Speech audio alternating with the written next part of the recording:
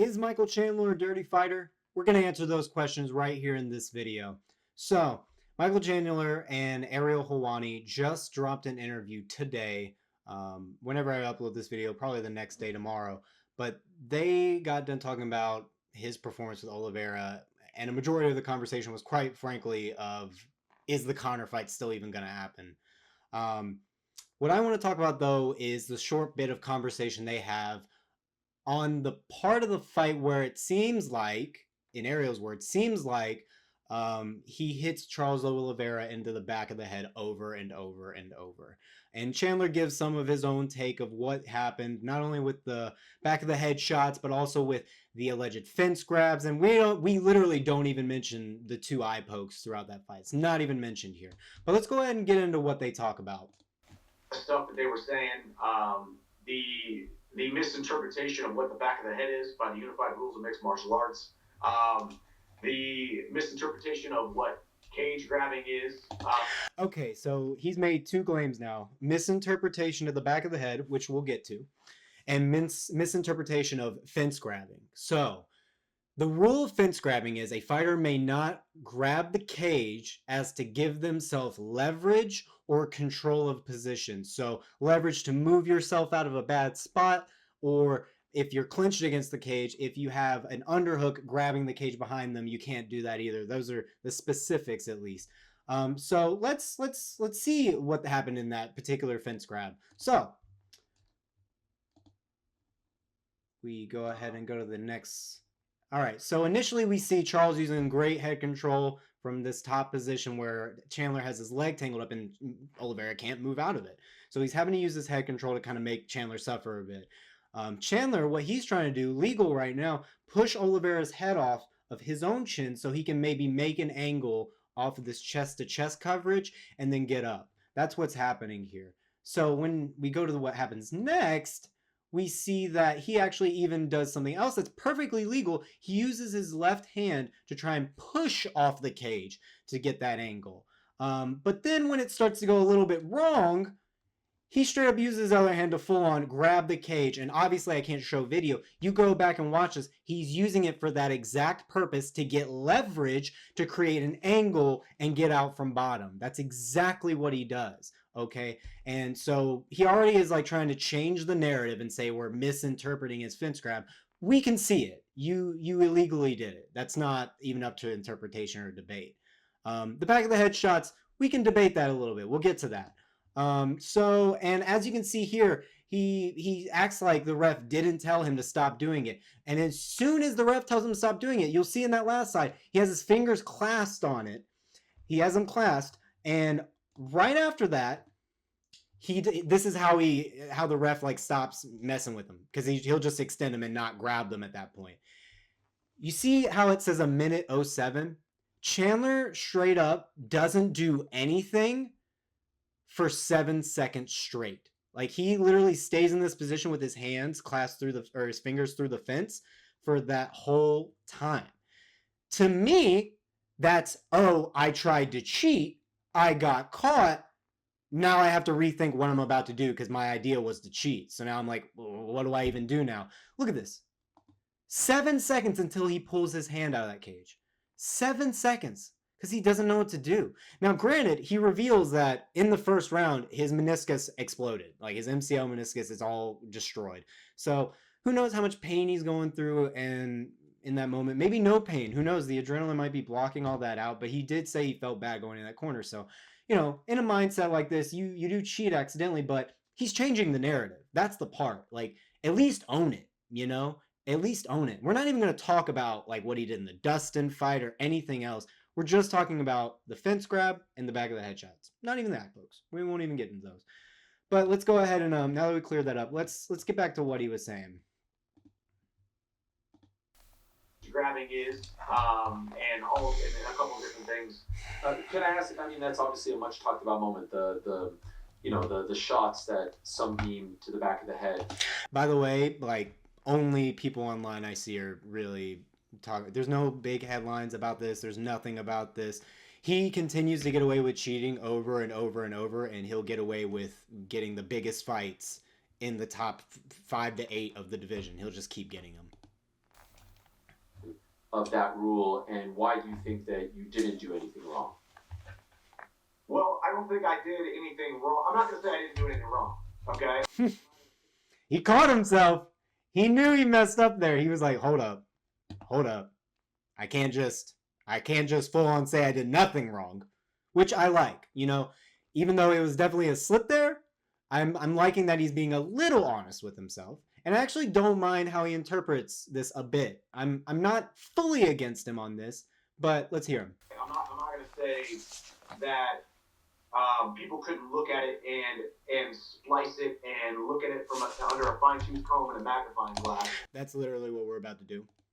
But the unified rules of mixed martial arts say that there is a line drawn from the crown of the head, if this were the back of the head, the crown of the head down to the neck, 1 inch variance on either side. So you're talking about a 2-inch area on. All right. So I know y'all all saw that when he held his fingers up. Look at this. Let me find it. Look at this. Look at how he tries to play it off like he actually is holding up 2 inches right now. So your little knuckle, your thumb knuckle, he's holding 1 inch. Excuse me. This little knuckle here to your tip of your finger, that's about 1 inch. And he's holding that up right there. If you hold, I know I'm being extra here, but if you hold 2 of those up, that's that big. That is way bigger than what he is dealing with it. So he's already, and you can see when in the video, he kind of shrinks it a bit as he's holding it up. It's hilarious. Watch this. So you're talking about a 2-inch area on the. Look at him. He's a little. He's like, yeah, it's 2 inches. Okay. All right. So with that, he thinks that us as the MMA community and MMA media don't understand back of the head shots. Now, let's get into that. So I decided to go through every shot frame for frame. Which shots were back of the head illegal? Which shots were legal? And then this middle ground where if you're on the ground and your back of the head is showing and a fighter is coming down on your head, if the back of the head's part is hit with your forearm first and the wrist wraps around and the fist hits the ear, in the eyes of judges and the MMA unified rules, apparently that's legal. In my mind, that's an elbow to the back of the head. Now, you're Troy, you might be thinking, that's not an elbow, that's a forearm. How many times do people get hurt by elbows and it's hitting in the middle of their forearm? It happens all the time. It's the same thing. But Chandler is technically right in terms of how the referees will interpret it. Does not mean you're not hitting them in their occipital lobe back there. Doesn't mean you're not hitting them in their spine and where the back of their neck is. Doesn't mean none of that's not happening. So any shots that I deem are that, we're going to label those douchey. So let's go ahead and get into it. First shot, it's illegal. This is the very first blow that hits. And it is blatantly obvious that's there in that mohawk area that Chandler talks about.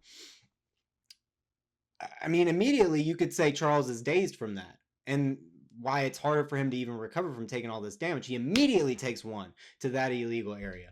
So we got one illegal shot. Next, perfectly legal. It's on that border of that little bit, that douchey area. But look, that's full fist on side of head. I'm cool with that one. And look, next one here, not really the back of the neck, more like side of the neck, under the ear. I'm cool with that. And so I will give Chandler the benefit of the doubt. But at one point in the interview, he's talking about, we're trying to survive. We're fighting in a cage. So I'm not usually thinking about that little stripe on the back of the head. You should be. You're responsible for your weapons. You have someone's life, quite frankly, in your hands. And I know that's the referee's job. But I'm not going to, start hammer fisting the thigh, and I'm just not going to care anymore. I'm just going to hammer fist, his privates, his family jewels. I'm not going to just not think about it. I'm going to make sure I'm not doing anything illegal. So although I understand you're in the heat of the moment, this wasn't a scramble. This was a stationary position where Oliveira's head really isn't moving that much. It isn't. You can improve this position without hitting him in the back of the head. But 2 legal shots, 1 illegal. And this is our first douchey one. So as you can see, this forearm is all across the back of the neck here. This is going into that mohawk area, where Chandler calls it the crown of the head, and if this is the back of my head, to the base of the neck. That's obviously this forearm is going across. So that's one douchey shot. All right, then another illegal shot, back of the head. And when I was going through this video, I'm thinking, oh, maybe I was getting a little too hasty. But just wait. Another legal shot, back of the head, is a good angle for that one. This is actually a great shot. I thought that was an amazing shot he hit here. This one's a little bit, you know, I think this one's okay, but I put it in the douchey category. Now,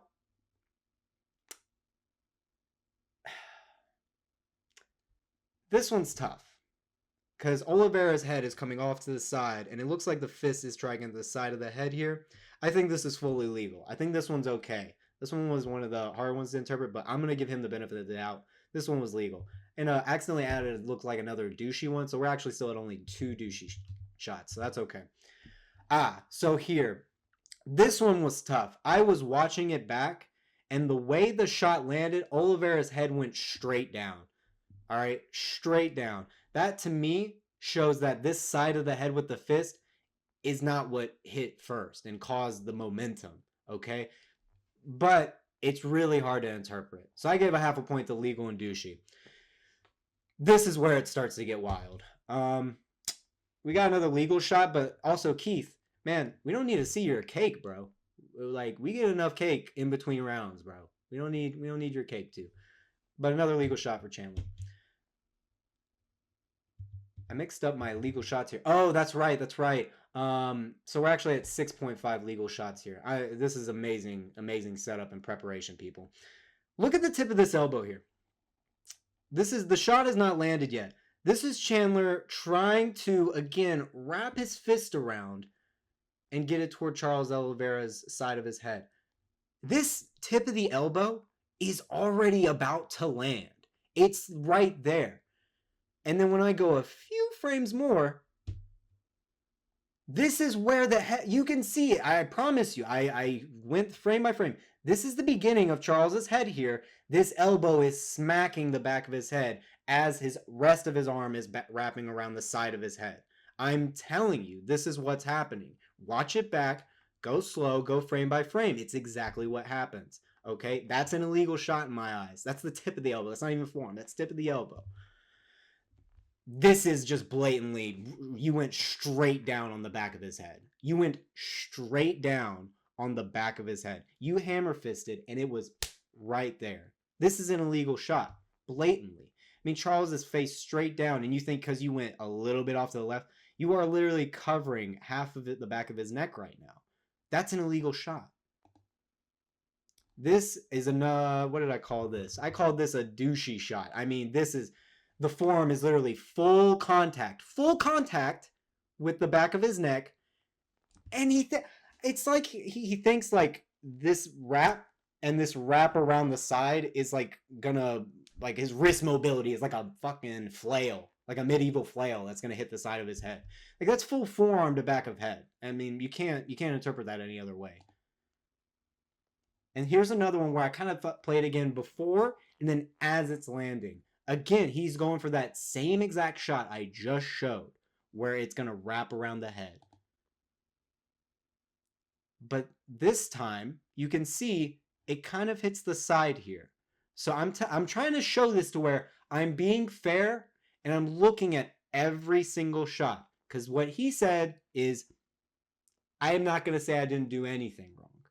Which is, to me, not truly taking responsibility. Okay?